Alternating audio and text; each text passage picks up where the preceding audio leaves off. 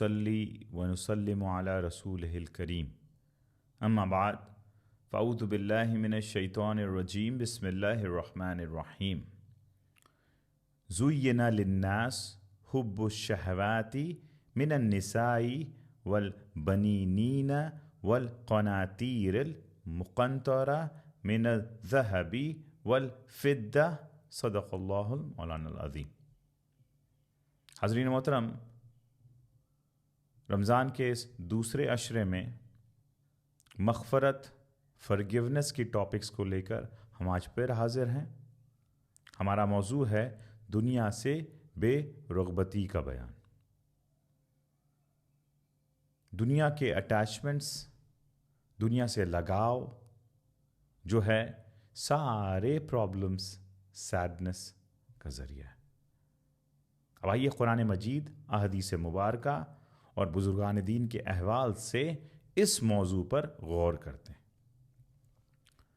میں نے آپ کے سامنے سورہ آل عمران کی آیت نمبر 14 اور 15 کا حصہ تلاوت کیا، جس میں اللہ رب العزت فرما رہے ہیں لوگوں کے لیے ان خواہشات کی محبت خوب آراستہ کر دی گئی ہے جن میں عورتیں اور اولاد اور سونے اور چاندی کے جمع کیے ہوئے خزانے اور نشان کیے ہوئے خوبصورت گھوڑے اور مویشی اور کھیتی شامل ہیں۔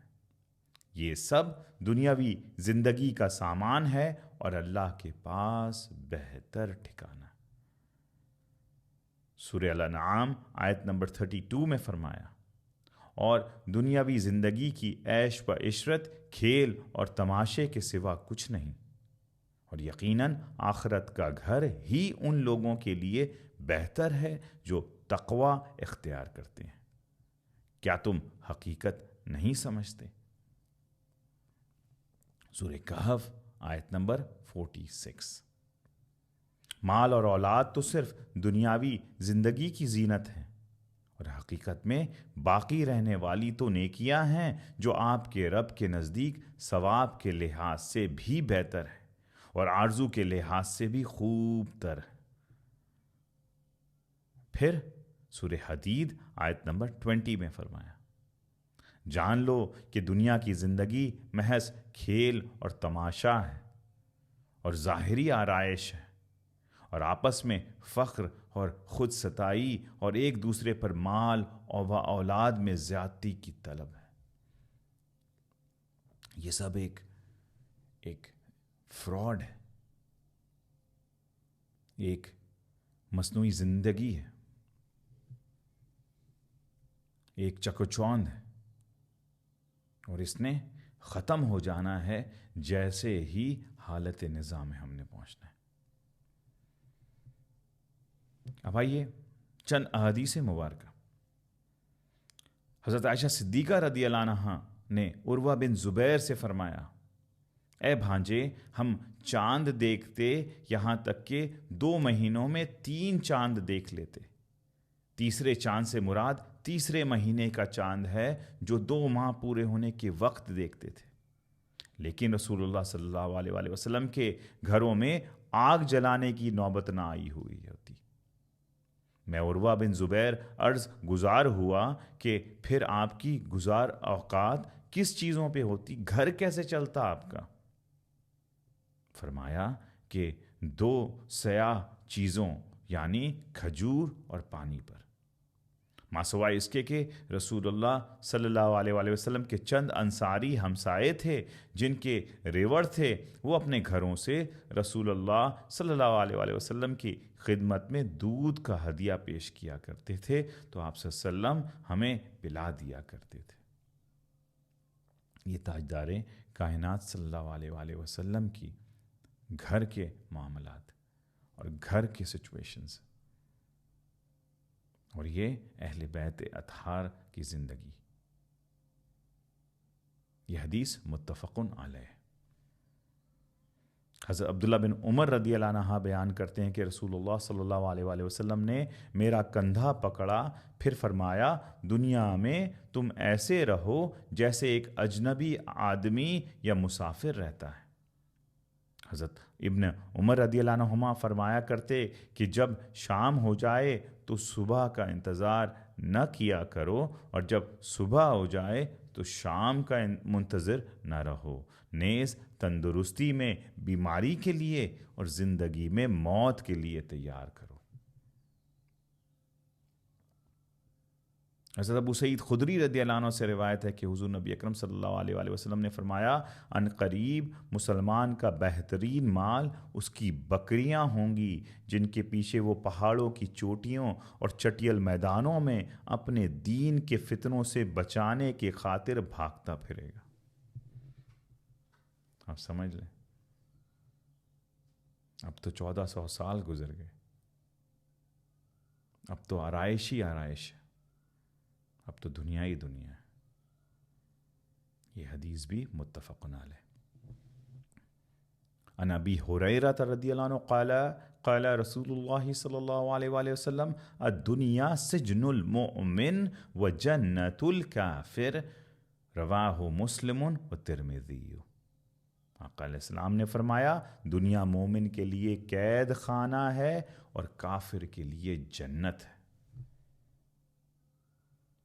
حضرت انس بن مالک رضی اللہ عنہ سے روایت ہے کہ حضور نبی اکرم صلی اللہ علیہ وآلہ وسلم نے فرمایا، کتنے ہی بکھرے بالوں والے، غبار آلودہ، پھٹے پرانے کپڑے والے جنہیں لوگ بنظر حقارت دیکھتے ہیں، اگر اللہ تعالیٰ پر قسم کھا لیں تو اللہ تعالیٰ ان میں سے اس میں انہیں سچا کر دے گا، یعنی ان کی دعائیں قبول کر دے گا۔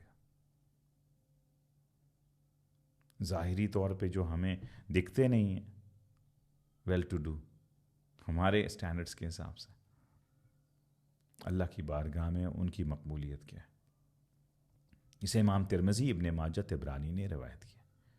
حضرت عائشہ رضی اللہ عنہ بیان فرماتی ہیں کہ حضرت ابوبکر صدیق رضی اللہ عنہ نے وفات پائی تو کوئی درہم اور دینار و وراثت نہ چھوڑا، آپ نے اپنی وفات سے قبل اپنا مال لیا اور اسے بیت المال میں جمع کر دیا، وہ بھی اللہ کی راہ میں دی تھی۔